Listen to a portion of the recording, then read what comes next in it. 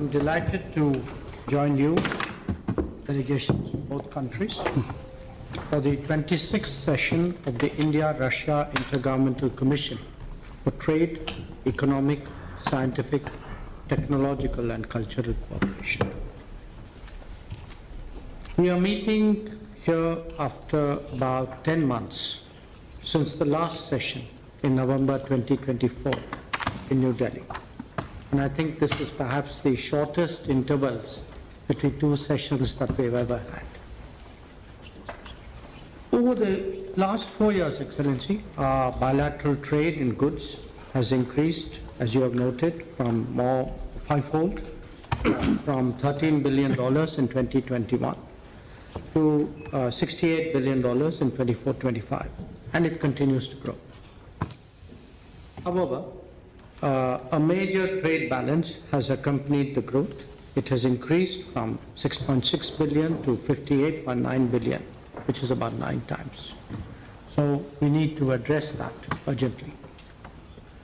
Today, as we meet, allow me to lay out some of the salient features of the agenda before us, addressing tariff and non-tariff trade barriers, removing bottlenecks in logistics, promoting connectivity through the international North-South transport corridor, the Northern Sea Route, and the Chennai-Vladivostok corridor, effecting payment mechanisms smoothly, timely finalization and execution of the program of economic cooperation till 2030, the early conclusion of the Eurasian Economic Union FTA, whose terms of reference were finalized today, and regular interaction between the businesses of the two countries.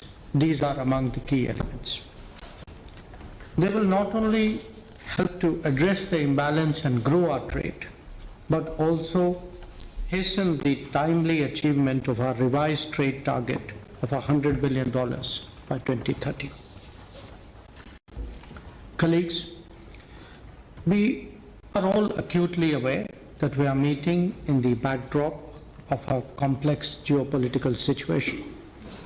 Our leaders remain closely, regularly engaged. They provide us wise and practical guidance to our special and privileged strategic partnership.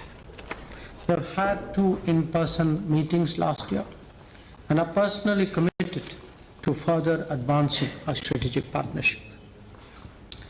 Today, as we meet here for the Irigc TEC, allow me to make some suggestions on how we can improve our efficiency and rise to the occasion of deepening our economic cooperation.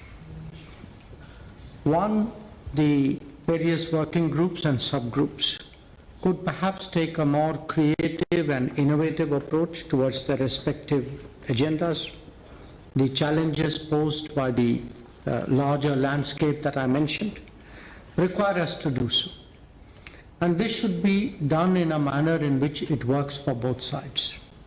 So when we speak today, as you did, Excellency, of the smoothness of settlements, of better logistics, of diversifying our trade basket, of creating more joint ventures, of moving on skilling and mobility, these are some of the areas, some examples of what we need to focus on more effectively. Second, we should continuously diversify and expand our agenda through mutual consultation. It should help to tap into the full potential of our trade and investment ties.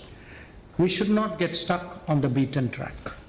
Doing more and doing differently should be our mantras. Third, I would urge that we set ourselves some quantifiable targets and specific timelines so that we challenge ourselves to achieve more, perhaps even surpass what we set out to do. Each working group and each subgroup could apply itself to setting of targets and see what we could achieve by the next session of the Irigc TEC. For example, if you are looking at trade barriers, could we pick a certain number and make a commitment? If we have agreed to a certain proposal, can we set a firm timeline for that? So I believe that each working group and subgroup should include at least one possible target and pursue it with full tenacity. 4, I would suggest for your consideration that we should have at least 2 intersessional meetings between the IRIGC sessions. We could also do a virtual midterm review with all the co-chairs like we did in 23. It will certainly help us to take corrective measures and come up with adjustments which are required. To make that happen, I think it would also be useful if we each one designate a clearinghouse for the IRIGC TEC on both sides, who will remain in touch.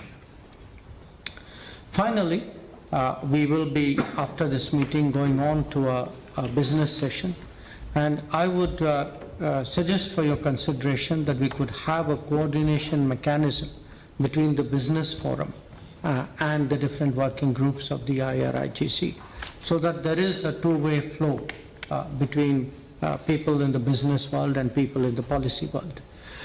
We would like the IRIGC to become even more result-oriented, relevant, and readily available to the business communities of the two sides.